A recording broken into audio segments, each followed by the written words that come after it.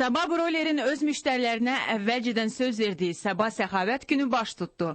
2000-ə yaxın marketdən bugün üçün xüsusi hazırlanan 3 adlı Sabah məhsulundan alanlar seçdikləri məhsulun eynisini pay aldılar. Alıcılara birgə qablaşdırılmış, dondurulmuş toyuq, birgə qablaşdırılmış, dondurulmuş bud dibi və birgə qablaşdırılmış təzə süd məhsulları təqdim olunmuşdur.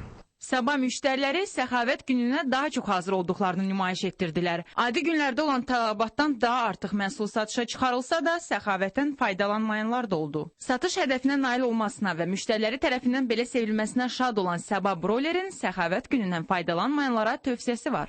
Biz qarşıdakı aylarda Sabah Səxavət günlərini nəzərdə tutmuşuq ki, daha çox məhsul çıxaraq bazara. Qeyd edək ki, Sabah Səxavət günü hər ayın 15-də keçiriləcək.